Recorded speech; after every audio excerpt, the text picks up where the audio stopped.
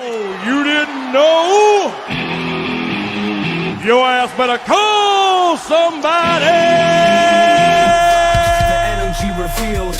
Brooklyn to Queens, reppin' both hoods. Rob and CP, keep it fire, misunderstood. Cheer 'em all loud, let the anthem flow. Mets fans unite at the pregame show. From city stand lights to the skyline greens, it's the heartbeat of Queens, the craziest dreams. Rob hype on the mic, CP's the fire spark. Together they ignite, voices like the park. Fans drift in jerseys, legacy bold. The Metropolitan story forever told. Turnstile spinning, the crowd floods the gates. This is family, no time for debates. Crack of the Batman, the roar never fades. Queens in the blood, it's how champions are made. Cheer 'em all loud, let the anthem flow. Mets fans unite at the pregame show. From city stand lights to the skyline gleams, it's the heartbeat of Queens, the craziest dreams. 7-line swagger, vibes electric and wild. Mets legacy golden since I was a child. Orange crushed skies, let the battle ignite. Ride for the home team till the last fight.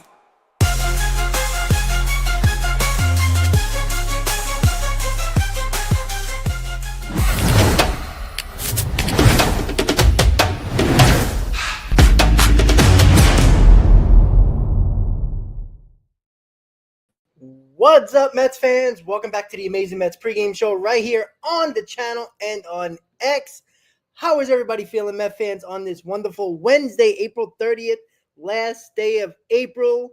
And at the very least, the Mets are going to be the best team in baseball to end the month of April and just continue to roll.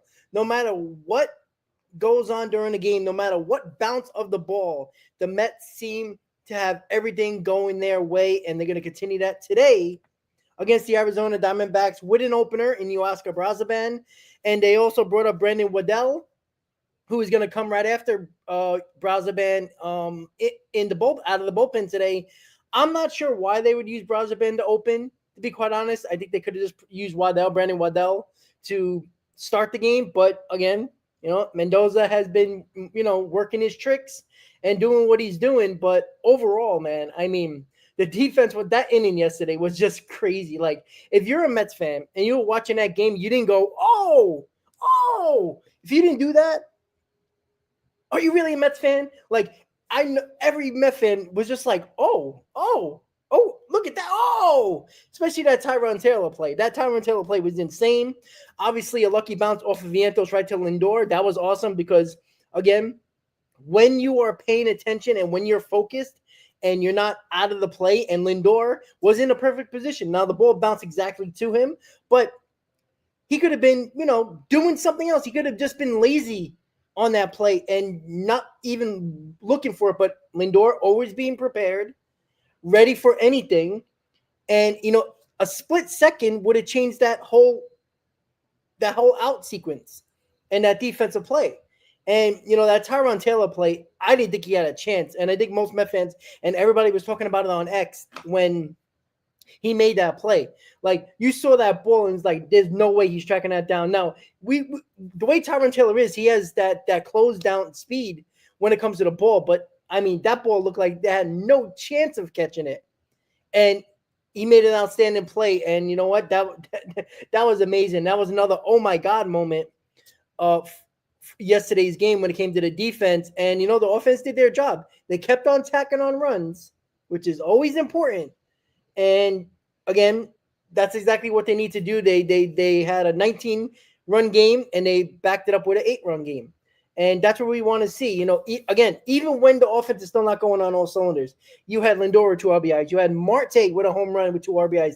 Alonso with a home run. You had Tyrone Taylor with 2 RBIs. It was just an all-around, entire lineup success for everybody. Everybody was doing their job. Everybody needed to do what they were doing. And that's exactly what you got to do to continue to win. Acuna's speed, going first to home. It's outstanding.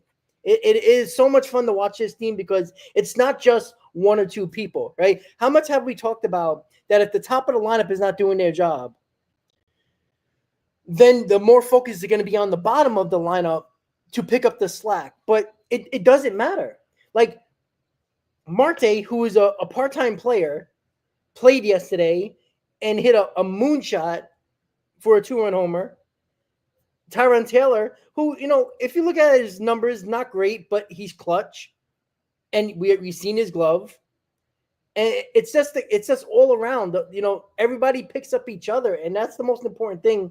It's the reason why the Mets are winning. Like, let's be honest about that. When it comes to, I just want to check something out really quick when it comes to yesterday's game, just so I have it correct. Well, Joel, again, it sucks that Nimmo had a 9 RBI day and then got sick. He's not in the lineup again. So again, that flu is really getting to him. Now, it would have been nice to see what Nimmo would have done after the nine RBI day. It would have been nice. Because, again, the same thing with Vientos. Vientos was starting to get hot. And then he got, he had a little bit of a groin issue. And it kind of like stopped him from getting hot for a few days. And then he's just been doing better now. But you just hope it doesn't cool off Nimmo. Because, again, if Nimmo comes back and they're starting to do the job. But you know what? How about this? I know he's not playing today, but what about Jose Azocar? How about that? I mean, he's another one that, just comes up, does his job, gets a hit, plays good defense, right? Doesn't panic when the ball gets to the 1-inch track, just makes easy plays. This is the depth that Stearns talks about. Azocar is not going to be, probably a really good major leaguer. Maybe he will be. But right now, we need him. With Nimmo down and sick, and let's be honest, before Nimmo's 9 RBI, he was terrible. Azocar came in a couple times, did what he had to do. It's just awesome. And exactly, as RBI for Azocar as well. He doesn't panic in those moments. It's a great sign to see. But overall, guys, I mean, it's amazing. Like, you got Lindor, you got Alonso with 2 hits, you got Marte with the hit in a home run, Acuna with 2 hits, Taylor with 2 hits, Azocar with 2 hits. Like, it's just a continued success when it comes to the lineup doing their job. And Michael, I agree. Let's do this. Let's get this game. Let's take another series, right? We're 13-1 at home. We're dominating at home. Now, again, we're 500 on the road, but that's all you need to be when you dominate at home. We're 8-8 on the road, and we're 13-1 at home. And again, that's fine. Now, you would like to be, a couple of more games over 500 on the road, but I'm not saying you're going to maintain this pace at home. Like, if we do this all year, we're winning 110 games. Like, there's no doubt about that. Because you'll have you'll probably have more wins. Like, that's how good they're playing right now. Now, again, how long the home cooking goes for? Hopefully for a long time. But because, good teams usually aren't great on the road. Usually there may be a couple of games over 500, nothing special. But again, when you dominate at home and you have 1 loss on the season at home, you can go 500 on the road. You don't want to, but it's not hurting the overall record. And again, this is a quick turnaround at home, and then you go back on the road. Take 2 out of 3. Again, you keep on winning series, nobody's catching you. I don't care how hot nobody's catching you. And overall, it's just been an outstanding performance when it comes to the Mets, how they've been playing. And I just want to see, the Mets are 4.5 games up on the NL East. The Braves are 7 games back. Like, they're starting to play well again as they're 2 games under 500. The Phillies are 3 games over 500. It's just a lot of fun right now. Yeah, I mean, Tom Hanks getting pumped for a Lindor home run. Like, again, they I don't know if you saw it on social media, but Tom Hanks at the Dodger game, rooting on the Dodgers in the NLCS against the Mets. So, I don't care about that. He's probably doing some type of movie or some showing or whatever he's doing, probably getting paid to be in New York at the moment. So why not root for the Mets and put on a Met hat all of a sudden? So whatever. It was interesting though, because again, obviously Tom Hanks is up there in age. So when you first look, you're like, that's Tom Hanks, right? So meanwhile, thank you for bringing that up, by the way. So yeah, overall, Tom Hanks, it's cool. I mean, it's a destination now, and we talked about this for years. Citi Field has to become a destination where people want to go, not just baseball fans or Mets fans. You got to get the average fan. That is, again, like Dodger Stadium, like Yankee Stadium. It is a destination, not just for, random people on a Thursday night or a Wednesday night that says, you know what?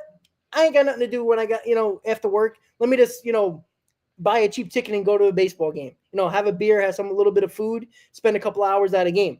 Like, it wasn't that. Nobody was going to Citi Field to do that for a lot of years. Over the past 2, it's starting to become that. You don't average 36,000 fans or 35,000 fans a night at Citi Field by all being diehards. We can all understand that and appreciate the fact that that's how the Yankees and the Dodgers have near sellouts almost every night, 35, 36, 37, 38,000 fans a night, is because you get the casual fan, the average person, and you also get, tourists.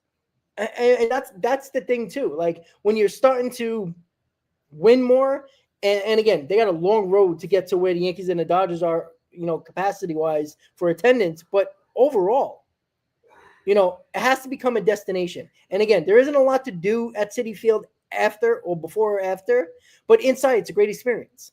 So if you're a casual, just going to a game after work, yeah, you buy a beer and some food and you spend 3 hours at a game. But at some point when there's things to do around the stadium, you'll average easily 30,000 fans a night, just because people are around and saying, you know what, I don't feel like spending money at the casino. Let me just go to the Citi Field and probably save a couple $100. It's things like that. Because again, there's access to Citi Field rather easily by train from the city, with the LIRR, all that stuff. So it's very easy to do that. It's just got to become a destination, and winning helps bring that. So once again, it wasn't a huge crowd yesterday, but they were a very loud crowd for sure. And again, you just keep winning, fans are going to show up. So overall, it's going to be great. And I just wanted, who the hell was it? I'm sorry. Meanwhile, there we go. Syracuse in the house. Yeah. Oh, look, it worked. Look at that. See, I clicked on a comment and it works. It's a good day so far. Yeah. Nimmo has been changing up his timing with the tap over the last couple of games. And he's been putting better at-bats together, which is nice to see. Yeah, he is top 10 hard hit rate. Again, I understand that kind of helps guys break out a little bit, and they look at that as a thing. But again, we all know results matter, and it's a good sign from Nimmo. Maybe that tap in to help him have better timing is helping him. But overall, it's great. It's nice to see. Unfortunately, he's sick, and we can't, now that people are bringing it up, and somebody, Syracuse brought it up in the chat, more people are going to look at it. I'm going to look at it, right? I noticed it, but it was, again, I was at the games, when Nimmo was struggling. So I wasn't sure if he was trying it then in Washington, and it just, came out on the Sunday. I wasn't at that game, but again, I was at the game, so I wasn't sure if he was doing it the whole Washington series. But there was a little bit to pick up in that Sunday game that he was doing. Maybe he was doing it the whole Washington series, but as you guys know, when you're at a game, you're kind of far away, looking close up at the batter. So, a lot of things are going on. So, look, if that helps him with his timing, great. He needs to help us. I'm not sure if Perdomo got hurt last night, but he's not in the lineup, so good for us. Well, Michael, the same thing when it comes to Juan Soto, right? He hit a couple of hard balls yesterday, just right at people, right? He hit that liner to left field. He hit that hard ground ball. He's hitting the ball hard. So, the same thing with Nimmo. You're trying to get that. He's trying to get his timing down, and that's mostly what it is. It's timing. You could see he's still a little jumpy at the plate. The balance is still a little off. And, I know people are making a big deal when it comes to he's not doing the shuffle and blah. Like, okay. Like, the guy is not a complete zero. If he was, it would be annoying. But as I've been saying, he's still helping his team while not being the typical Juan Soto on the offensive end when it comes to putting the bat on the ball. Again, he's still being Juan Soto getting on base. That's what he does. And again, when guys are driving you in, who cares?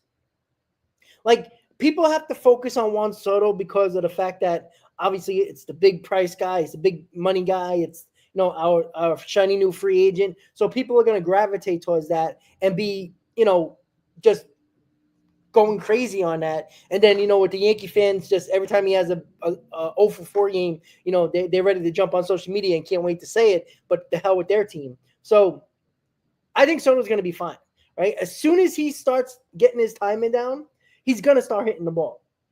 And as I said many times, once again, if this is the worst of Juan Soto, we're going to be in for a treat. Because there's guys, again, we went through Beltran, we went through Lindor when they first got here.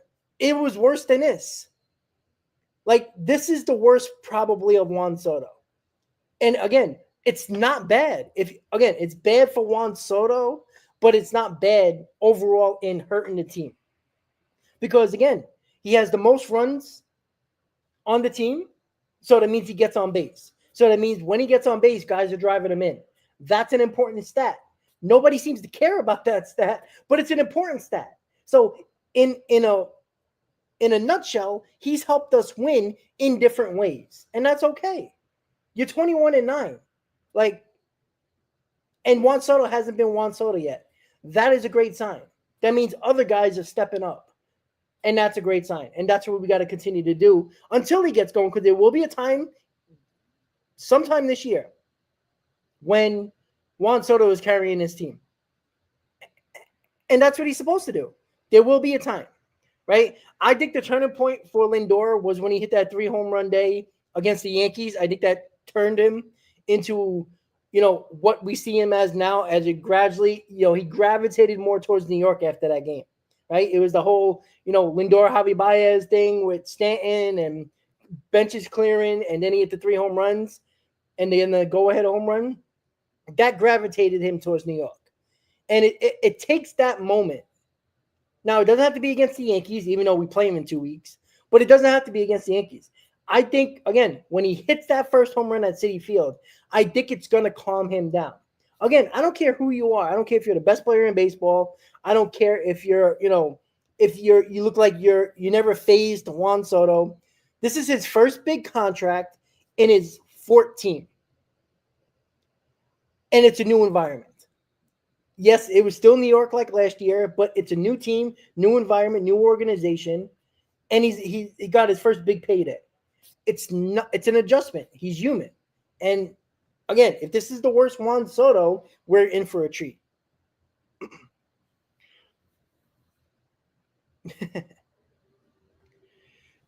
Sanders, let's see. Pick it. All right, there we go. Sometimes the comments work, sometimes they don't. Maybe the Mets can bring up Genesis Cabrera. I said that for a couple of times. Maybe they will with Genesis Cabrera. But again, with the opener, they had to bring up somebody else. So I want to see what they're going to do. Because Nunez should be back soon, and Genesis Cabrera is in the minors. They need to bring up another lefty. You can't have one lefty and his name is Danny Young. You just can't do that. Especially when he start playing better teams, and the Diamondbacks are a good team, but better teams that have very tough lefties, batters that are lefty. You need somebody better than Danny Young. Even though our pitch has been good against lefties, you still need that other lefty in the bullpen, in my opinion. So I think once we get through this little phase, and once we get to that 6-man rotation, when we eventually get there, and we should be getting there soon, I think you're going to see Nunez and Genesis Cabrera, or at least Genesis Cabrera. I think you have to do that. I don't think you can leave Danny Young in there and be confident with left-handers. I think that's a problem. And Genesis Cabrera was good for spring training, so I do agree with you on that. When they're going to do that, I'm not sure. Yeah, committee. See, that's not true. Like, they got a couple of bars. Everybody knows about Billy's, but they got a couple of bars. They got a couple of restaurants. Again, I'm not saying it's the greatest area in the world. You got a McDonald's across the street from Yankee Stadium. But you also got a couple of bars. You got a couple of restaurants. So there is something to do there if you don't want to go straight into the stadium, or you're there a little earlier. You can go and have a beer outside the stadium for a hell of a lot cheaper than inside. So there is a couple of things. Not saying there's a lot of things. There's even, stores where you can buy merchandise outside of Yankee Stadium. Citi Field don't have that.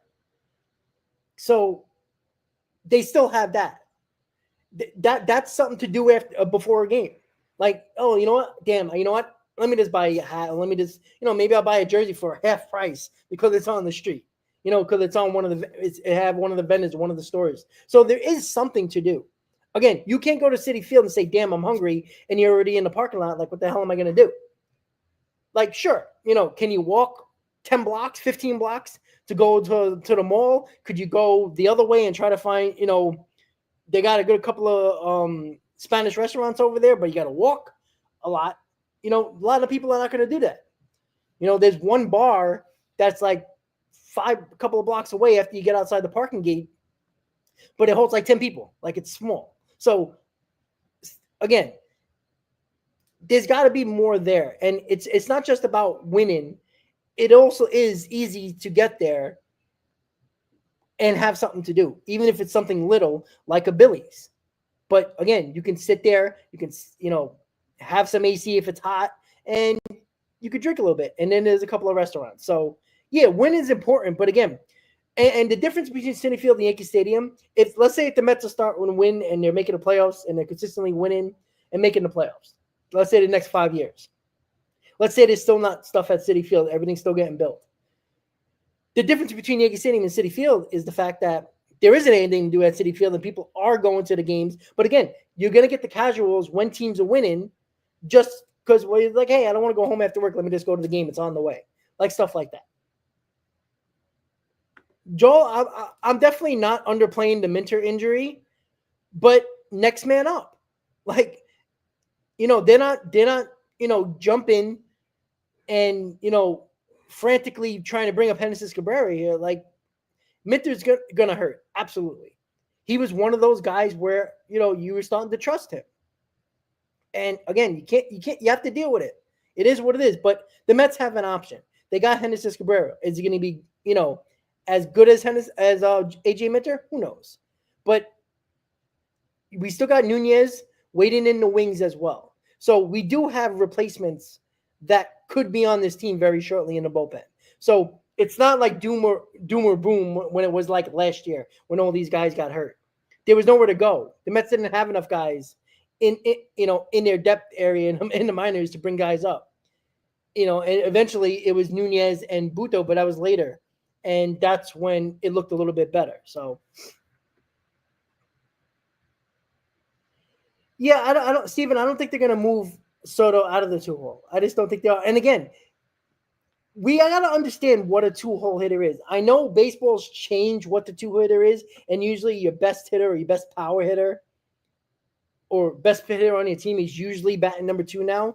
What Juan Soto is doing is the prototypical number 2 hitter. Now, I know we don't want Juan Soto to be the prototypical number 2 hitter, but what he does well right now is exactly what a 2 hitter should be doing, and that's getting on base.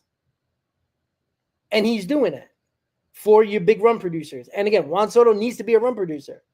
But again, when you're not hitting, and he's not hitting like the typical Juan Soto, he's doing what a prototypical 2 hitter is doing. Make no mistake about it. The Mets are not 21-9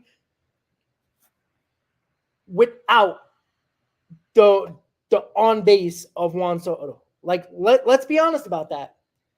Everybody talks about, again, it was a big conversation last year about Pete Alonso has no protection. He still has no protection. But don't tell me there's not a difference of having Juan Soto batting in front of him. It is a huge deal. He's constantly on because pitchers still don't want to pitch to him. How many times have they pitched around him? Now, again, he's got to be better. He's got to be more, selective in his pitching. Oh, in the pitches that are thrown at him, and maybe that one fastball he sees he needs to jump on, and that's why he's been going out of the strike zone too. But make no mistake about that. Juan Soto in this lineup is just his presence alone is making it probably easier for other guys. Now, it's not taking credit away from anybody. It's not taking credit for Lindor. Lindor never had an April like this. Why is nobody giving Juan Soto credit for Lindor's success in April?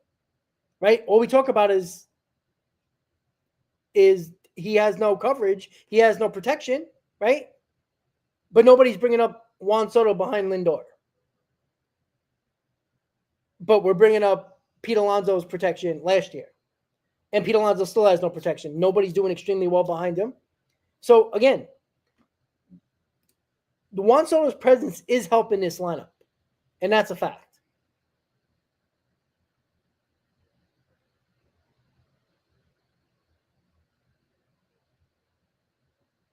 Yeah, I understand that, Syracuse. I get that. I get it. We all watched what he did with the Yankees, right? He was outstanding the entire year.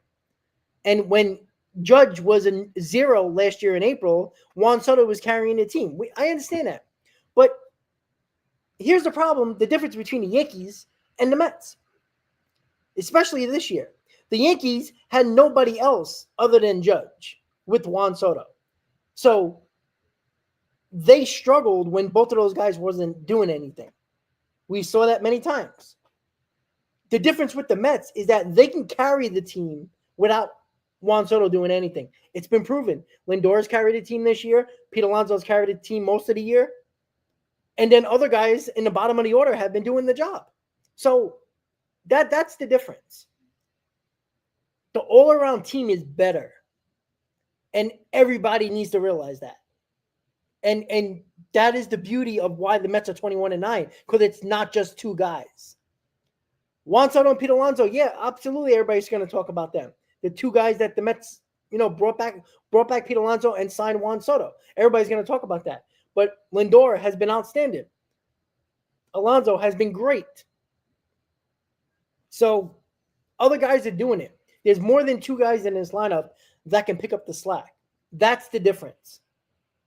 Because I can tell you this right now. If Juan Soto was starting the way he did with the Yankees last year, the Yankees might have been even worse in April than they actually were. With Judge and Juan Soto not playing well, if that was the case last year in April. So that's the difference. And that's why this team is 21-9, because it's not just about one guy or even two guys.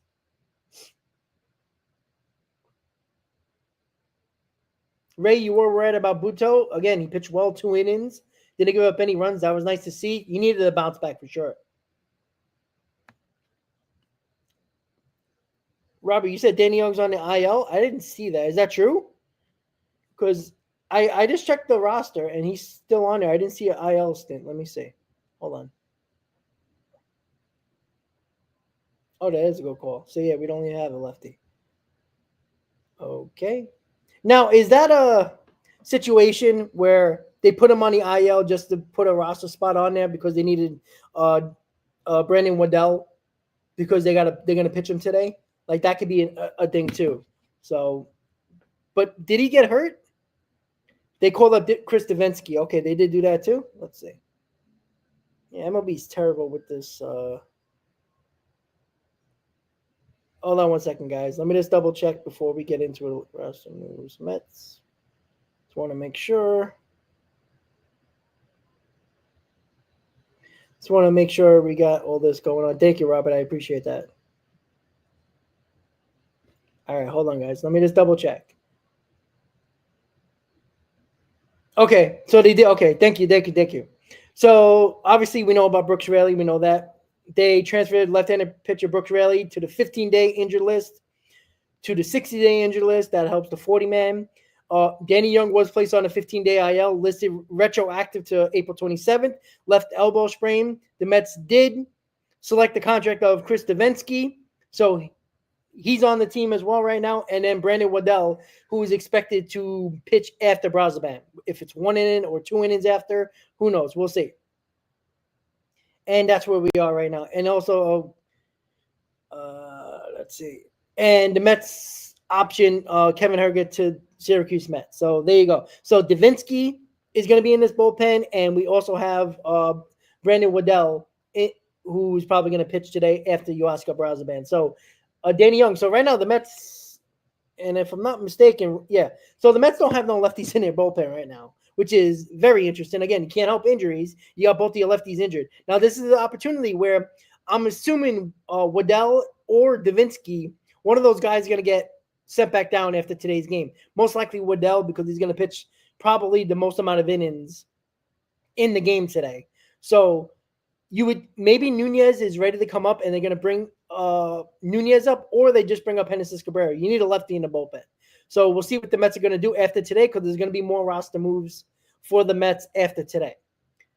And we'll see how that goes. But when it comes to today's game, guys, once again, the Mets are starting with an opener today in Huascar Brazaban, and then they're probably going to piggyback him off of with Brandon Waddell or Davinsky for that matter. We'll see.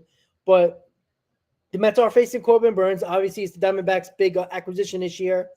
Obviously, this was a big guy that I wanted. And again, I know he's not pitching well right now. He's pitching to a 4 ERA.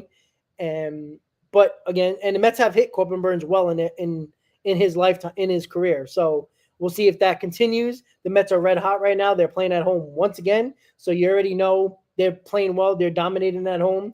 Win today, you win the series, and we can talk about a sweep. Well, Chris will be talking about a sweep on the post game. So I got the pregame down. He got the post game down. And again, with scheduling, it's hard for us right now. We're both going crazy with work and other things going on. So we haven't done a lot of shows together, but we're holding down the pre-games and post-games separately. At least you're going to get content from the both of us from the shows daily, which is important, of course.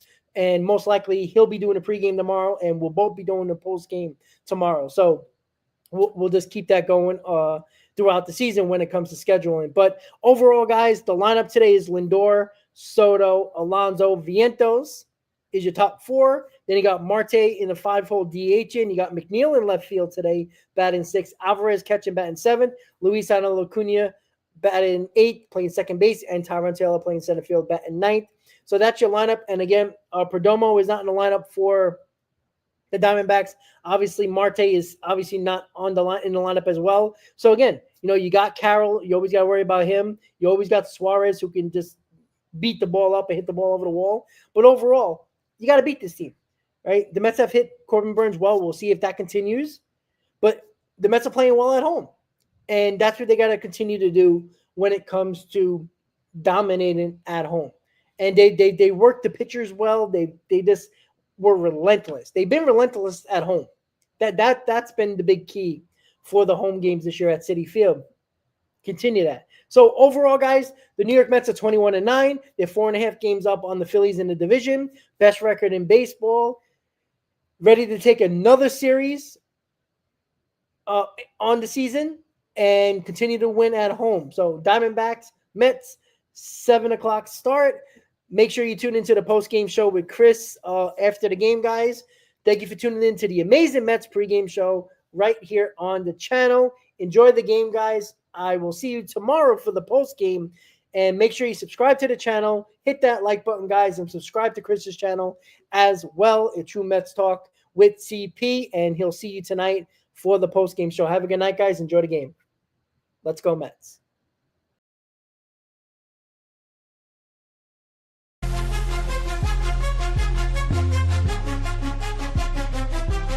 Seven train rumble, headed to the field. Orange and blue vibes, the energy revealed.